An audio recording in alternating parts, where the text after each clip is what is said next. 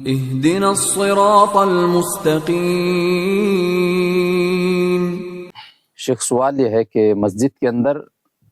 کسی بھی جگہ کو جو ہے فکس کرنا کہ میں جب بھی جاؤں اسی جگہ پر میں اگر بیٹھتا ہوں، تو ایسے جگہ کو فکس کرنا یہ کیسا ہے؟ بسم اللہ الرحمن الرحیم، الحمد للہ رب العالمین والصلاة والسلام علی رسولہ الکریم، اما بعد۔ محترم ناظرین، عام طور پر ہم اپنے مساجد میں ایک منظر دیکھتے ہیں، کچھ لوگ ہیں جو اس میں دو رائے نہیں کہ وہ مسجد میں بہت پہلے آتے ہیں، اذان سے بھی بہت پہلے آتے ہیں، اور آ کر اپنی ایک جگہ انہوں نے طے کر رکھی ہے، چاہے وہ کھڑے رہ کر نماز پڑھنے والے ہوں یا چاہے وہ بیٹھ کر نماز پڑھنے والے ہوں، تو وہ اپنی ایک جگہ پر ہمیشہ اسی جگہ آپ کو وہ ملیں گے۔ اس میں دو رائے نہیں ہے کہ ظاہر سی بات ہے، بندہ اگر پہلے آ کر بیٹھتا ہے تو اس کو کوئی اٹھا نہیں سکتا، اس کو کوئی روک نہیں سکتا، وہ جب جہاں چاہے، پوری مسجد خالی ہے، جہاں پر بھی جا کر وہ بیٹھے۔ لیکن اللہ کے رسول صلی اللہ علیہ وسلم کا اس حوالے سے کیا فرمان ہے وہ ہم آپ کو سناتے ہیں، اور علماء نے ایسا کیوں روکا گیا ہے اس کی کچھ وضاحت کی ہے، تو ہم اس کی بھی صراحت کرتے ہیں۔ پہلے حدیث سنتے ہیں۔ اللہ کے رسول صلی اللہ علیہ وسلم فرماتے ہیں، نہا رسول اللہ صلی اللہ علیہ وسلم ان یؤتن الرجل المکان فی المسجد کما یؤتن البعیر۔ اللہ کے رسول صلی اللہ علیہ وسلم نے منع کیا کہ کوئی بندہ مسجد میں اپنے لیے کسی جگہ کو اپنا وطن بنا لے، یعنی اپنے لیے خاص کر لے،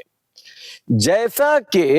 اونٹ اپنے لیے ایک جگہ طے کرتا ہے اور جب وہ آتا ہے تو اسی جگہ بیٹھتا ہے۔ تو گویا یہاں پر اللہ کے رسول صلی اللہ علیہ وسلم نے مسجد میں ایک ہی جگہ ہمیشہ بیٹھنے کو منع کیا۔ اگر آپ پہلے بھی آئے تو آپ جگہ بدل بدل کر بیٹھیں،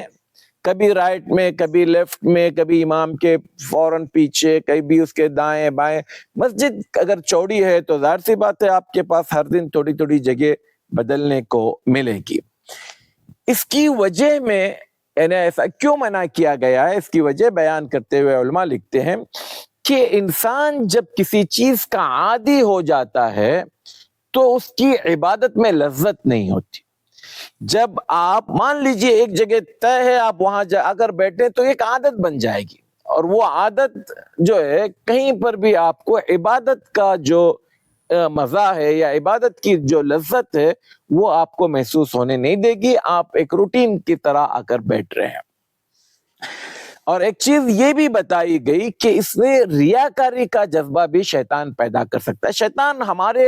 پیچھے پڑا ہوا ہے، اور شیطان کا سب سے زیادہ وار، سب سے زیادہ حملہ ہماری نیتوں پر ہوتا ہے۔ لہٰذا اگر میں ایک ہی جگہ بیٹھتا ہوں تو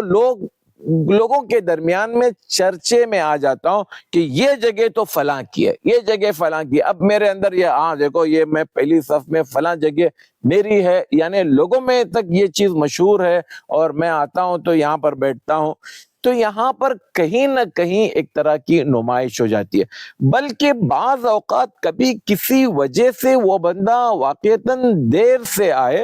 اور وہاں پر کسی کو بیٹھا ہوا دیکھے تو وہ بعض لوگوں کی میں بات کر رہا ہوں، سبوں کی نہیں،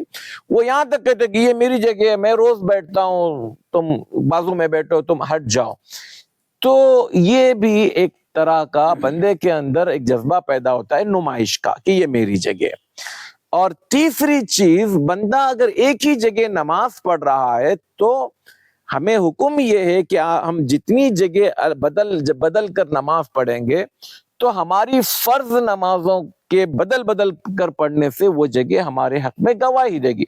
اب بعض لوگ یہ کہتے ہیں کہ بھئی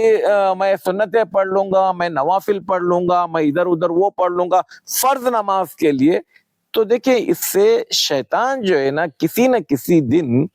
ہم پر حاوی ہو جائے گا، غالب آ جائے گا۔ لہٰذا ہم سنت رسول صلی اللہ علیہ وسلم کے اس فرمان کے مطابق، اللہ کے رسول صلی اللہ علیہ وسلم نے جب منع کیا کہ اس طرح سے نہ کریں، تو میں اور آپ پابند ہو جانا چاہیے کہ اللہ کے رسول صلی اللہ علیہ وسلم نے ہمیں منع کیا ہے، لہٰذا میں جگہ بدلتا ہوں۔ اور پھر جہاں تک آپ پہلے آتے ہیں، اول آتے ہیں، تو ظاہر سی بات ہے آپ پہلی صف میں جگہ آپ کو ملے گی، اور پہلی صف میں جگہ کے لیے کوئی ترتیب نہیں ہے کہ آپ جو ہے مان لیجئے پہلی صف کا رائٹ والا حصہ یہ زیادہ افضل ہے، آپ رائٹ والے حصے ہی میں پر بیٹھیں، لیکن تھوڑے تھوڑے سے بدل کر بیٹھے تاکہ لوگ جو ہے آپ کو اس جگہ کے ساتھ بیٹھا ہوا ان کے دلوں میں وہ بیٹھ نہ جائے، اور پھر وہ خواہ کی ایک جو ہے ریاکاری کی چیز پیدا نہ ہو۔ اللہ تعالی ہمیں اللہ کے رسول صلی اللہ علیہ وسلم کے ان فرامین پر عمل کرنے والا بنائے،